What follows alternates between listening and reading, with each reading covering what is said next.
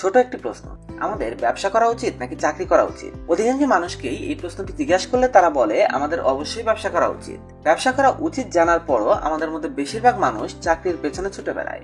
তারা কখনোই নিজেদের 6 মাস বা 1 বছর লাগিয়ে একটা ব্যবসা দাঁড় করানোর চেষ্টা করে না। তারা সবসময় নিজেদের জীবনকে সেটেল করার জন্য একটা চাকরির পেছনেই ছুটতে থাকে। এর থেকে খুব সহজে বোঝা যায় আমাদের মধ্যে বেশিরভাগ মানুষ জানেই না যে জীবনে তাদের কেন ব্যবসা করা উচিত অথবা কেন তারা ব্যবসা করবে। আমি নিশ্চিত হয়ে বলতে পারি, আজকে আপনি এই ভিডিওটি দেখার পর ব্যবসা করার জন্য মরিয়া হয়ে উঠবেন। আপনি সবসময় চিন্তা করবেন আমি কিভাবে একটা নিজের ব্যবসা দাঁড় করাতে পারি, কিভাবে নিজেকে একজন প্রতিষ্ঠিত ব্যবসায়ী হিসেবে দাঁড় করাতে পারবো, কিভাবে আমার ব্যবসা শুরু করতে পারবো।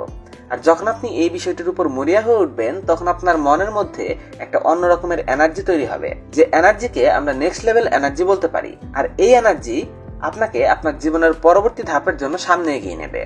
সর্বপ্রথম আপনি আমাদের চ্যানেলটিকে সাবস্ক্রাইব করে নেবেন, কারণ আমরা প্রতিনিয়ত এমন দরকারি ভিডিওগুলো আপনাদের জন্য আপলোড করি। আজকের এই টপিকটি বোঝার জন্য সর্বপ্রথম আমি আপনাকে একটা এক্সাম্পল দেব।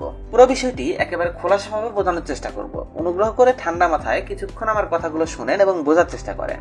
ধরে নিন দুজন বন্ধু রয়েছে, একজনের নাম আকাশ আর একজনের নাম আবির। আপনি এখানে এক বন্ধুর জায়গায় নিজেকে এবং অন্য বন্ধুর জায়গায় আপনার বেস্ট ফ্রেন্ডকে কল্পনা করতে পারেন।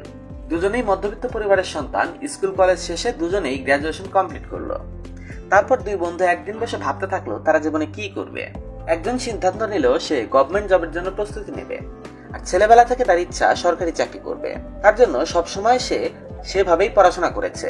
অন্যদিকে আকাশের মার্ক ছিল অনেক কম। আকাশ বলল আমি পরীক্ষার প্রিপারেশন নিব, কিন্তু সাথে সাথে ছোট একটা কাজ শুরু করে দেব, আর সেই কাজ থেকে যেন আমার কিছু উপার্জন হয় এটা নিশ্চিত করব। আকাশ তার কথা মতো একটা ছোট স্ট্রিট ফুড কার্ট খুলে বসলো।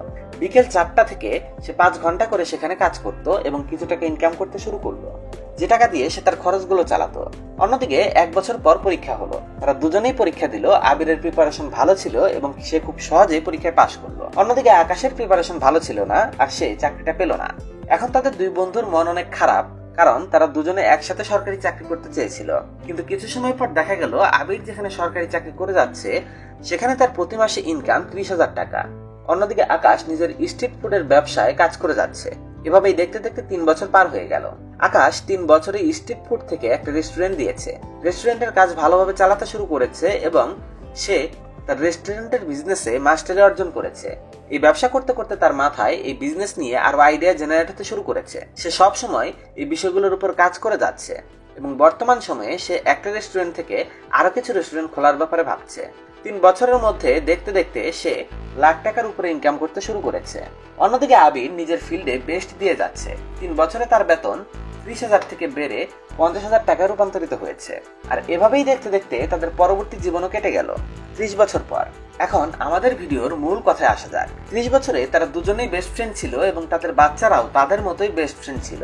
30 বছরে তাদের দুইজনের ছেলেই একসাথে স্কুলে গিয়েছে, একই কলেজে গিয়েছে এবং গ্র্যাজুয়েশন কমপ্লিট করেছে, একসাথে বড় হয়েছে। সবকিছু তাদের একসাথে ছিল। আর গ্র্যাজুয়েশন যখন তারা কমপ্লিট করলো তখন তারা বসে কথা বলতে শুরু করলো গ্র্যাজুয়েশনের পর তারা কি করবে। আকাশের ছেলে খুব সহজভাবেই বলে দিল আমি আর কি করব, আমার বাবার ব্যবসা সামলাবো এবং তাকে বড় করার চেষ্টা করব। অন্যদিকে আবিরের ছেলে বলে উঠলো যদি আমার বাবাও সেদিন ব্যবসা শুরু করতো তাহলে আজকে আমার চাকরির পেছনে ঘুরতে হতো না, আমিও তার ব্যবসা সামলাতাম।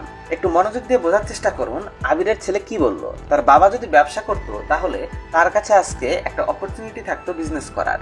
অর্থাৎ যে জায়গায় আকাশের ছেলে আকাশের তৈরি করা ব্যবসা শুরু থেকেই শুরু করতে পারছে এবং অলরেডি সে জেনে গিয়েছে তার কি করতে হবে, অর্থাৎ তার কষ্ট করে নিজের একটা নতুন বিজনেস তুলতে হবে না, তার বাবার ব্যবসায় লেগে থেকেই সে সামনে এগিয়ে যেতে পারবে। আর অন্যদিকে আবিরের ছেলে ঠিক আবিরের মতোই একেবারে জিরো থেকে শুরু করছে তার কর্মজীবন। তার জীবনেও অনেক কষ্ট এবং স্ট্রাগল করতে হবে তার বাবার মতো। এদিক ওদিক খুঁজে চাকরি অথবা ব্যবসার দিকে হাত বাড়াতে হবে, নিজের পজিশন নিজের হাতে তৈরি করতে হবে। কিন্তু একবার চিন্তা করে দেখুন, বর্তমান সময়ে যদি আপনি একটা ব্যবসা দাঁড় করাতে পারেন তাহলে আপনার সন্তানরাও কিন্তু এই কষ্ট থেকে নিস্তার পাবে। তাদেরকে শূন্য হাতে শুরু করতে হবে না, আপনি তাদের জন্য একটা ভালো ভবিষ্যৎ রেখে যেতে পারবেন। বর্তমান সময়ে আমরা প্রায় শুনে থাকি মেশিন লার্নিং, এআই এবং রোবোটিক্সের কারণে আমাদের জব প্রতিনিয়ত কমে আসছে। তবে চিন্তা করে দেখুন আগামী 30 বছরের মধ্যে এই চাকরির সংখ্যাটা কত কমে আসবে। মানুষ চাকরির জন্য আর উপযুক্ত থাকবে না, কারণ এ সময় প্রযুক্তি সমস্ত চাকরিগুলোকে একে একে নিয়ে নেবে। কিন্তু যদি আপনার একটা বিজনেস থাকে এবং সেই ব্যবসা যদি আপনি যুগের পর যুগ ধরে চালাতে পারেন, আপনি যেমন একটা বিলাসবহুল ও সুস্থ জীবন পাবেন, ঠিক তেমনি আপনার পরবর্তী প্রজন্মও একটা ভালো জীবন উপহার হিসেবে পাবে। এখন আপনি ডিসিশন নিন আপনি কি করবেন। হ্যাঁ, আমি জানি সবার জন্য চাকরি ছেড়ে সরাসরি বিজনেস স্টার্ট করা পসিবল নয়, কিন্তু আপনি আপনার চাকরির পাশাপাশিও নিজের জন্য একটা বিজনেস তৈরি করে রাখতে পারেন। আপনি কি আপনার ভবিষ্যৎ প্রজন্মকে জিরো থেকে শুরু করার জন্য উদ্বুদ্ধ করবেন, নাকি তাদের জন্য একটা সুন্দর পথ তৈরি করে দিয়ে যাবেন? কেমন লাগলো ভিডিওটি অবশ্যই কমেন্ট করে বলবেন। আর ভিডিওটি যদি আপনার জীবনে এতটুকু উপকারী বলে মনে হয়ে থাকে, চ্যানেলটিকে সাবস্ক্রাইব করবেন। ধন্যবাদ।